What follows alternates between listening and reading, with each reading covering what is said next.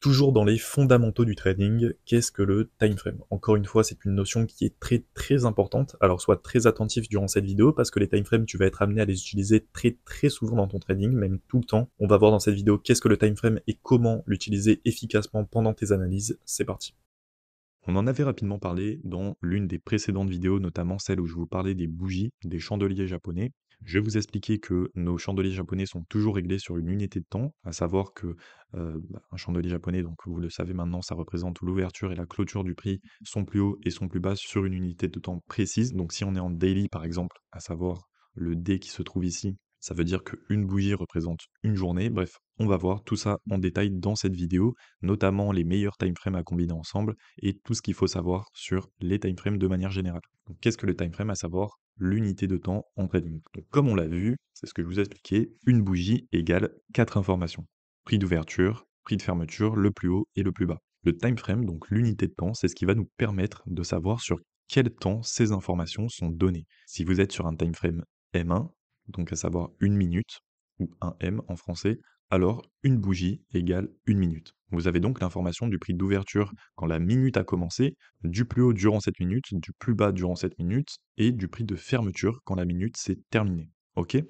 Ici, on a deux graphiques. Ces deux graphiques qui représentent la même journée vue sur deux unités de temps différentes. Sur ce graphique, donc, on a notre journée entre ces deux traits rouges, on est sur un time frame H1, ce qui veut dire qu'on a logiquement 24 bougies sur ce graphique, et ici on est exactement sur le même graphique, mais sur un time frame M15, ce qui veut dire que ici, une bougie égale 15 minutes. Ici, une bougie égale 1 heure, ici, une bougie égale 15 minutes. Donc pourquoi c'est intéressant? C'est parce que ça va nous permettre d'avoir plus de détails sur nos mouvements. Donc par exemple, imaginons qu'on est sur cette bougie ici, que cette bougie vient de se clôturer, donc elle s'est clôturée à ce niveau, en haut. Bon, ben, si on veut rentrer dans les détails, voir ce qui s'est passé plus en détail durant cette heure, sachant qu'on sait que le plus bas est arrivé ici et que le plus haut est arrivé à ce niveau, mais concrètement, qu'est-ce qui s'est passé dans cette heure? Quand est-ce que le prix est venu chercher ce plus haut? Quand est-ce que le prix est venu chercher ce plus bas? Ben, pour ça, on va descendre dans les time frames et on va pouvoir voir en détail ce qui s'est passé dans l'heure. Donc on peut voir, bon alors là j'ai pas les heures exactes, mais on peut voir que le prix est d'abord allé chercher le plus bas sur l'heure, le plus haut sur une seule bougie de 15 minutes, donc on sait qu'à ce niveau les market makers ont injecté de la liquidité. Bref, disons que ça nous permet de rentrer dans les détails et donc que ça va nous permettre d'affiner nos positions, notre analyse, nos entrées, etc.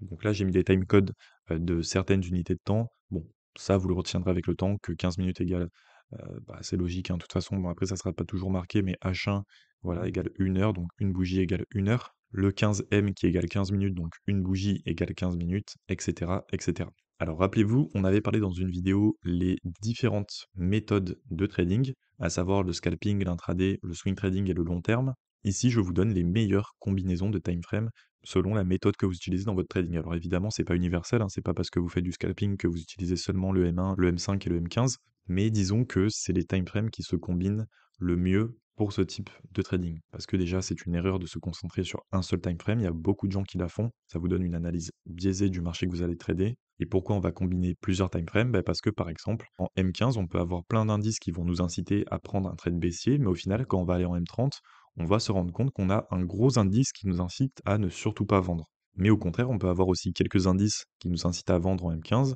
aller en M30 et se rendre compte qu'on a encore plus d'indices qui nous indiquent à vendre. Donc encore une fois, ça fera partie de tous les concepts qui vont composer notre stratégie, à savoir la structure du marché, les blocs de contrat, enfin tout ce qu'on a vu précédemment, et plein d'autres choses que je ne vous ai pas encore présentées dans cette formation. Donc un trader intraday, on l'a vu dans une autre vidéo, c'est un trader qui va se concentrer sur ce qui se passe sur une journée. Donc le 15e sera généralement le plus petit time frame sur lequel il aura besoin de descendre. Alors évidemment, je vous l'ai dit, c'est pas universel, hein, les time frames, vous pouvez très bien faire de l'intraday et aller sur du M1 pour prendre une position, faire de l'intraday, aller du daily pour voir ce qui se passe en daily. Mais n'oublions pas que nous sommes sur une formation débutant, que vous commencez le trading. Donc pour ne pas vous perdre, si vous décidez de commencer l'intraday, le swing ou le scalping, privilégiez ces time frames pour étudier les marchés et faire vos analyses.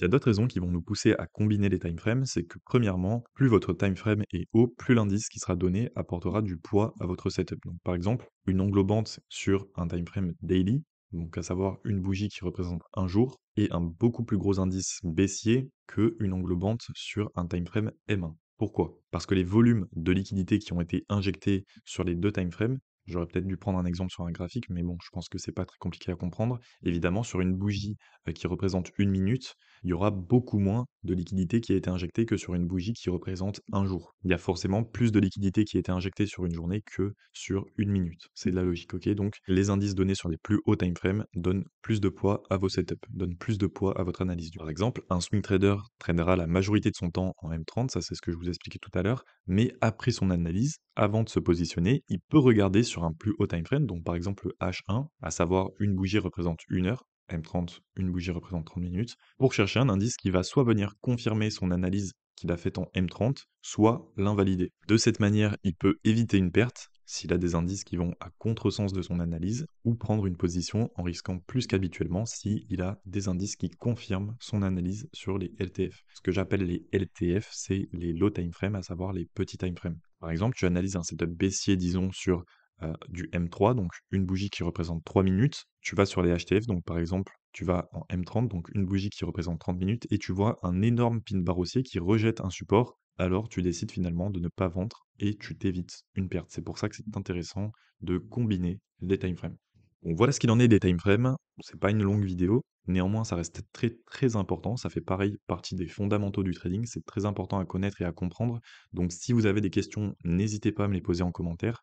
Encore une fois, je reviendrai en détail par la suite sur tout ce que je vous explique dans des prochaines vidéos. À chaque fois, en fait, je dis ça parce que je sais que à chaque fois que vous allez me pouvoir faire des analyses, ne serait-ce que sur des vidéos qui sont hors formation ou même sur mon Instagram par exemple, vous me verrez utiliser les time frames, les concepts de price action que j'utilise et tout ça, et petit à petit vous comprendrez à force de me voir trader, et même vous, en vous créant votre propre expérience sur les marchés, vous allez comprendre petit à petit comment fonctionnent les time frames, comment les utiliser, et tout ce que je vous explique dans cette vidéo, même si je pense qu'en soi, euh, il n'y avait rien de très très compliqué à comprendre, sera beaucoup plus clair pour vous. On va passer à la prochaine vidéo, on se retrouve juste après.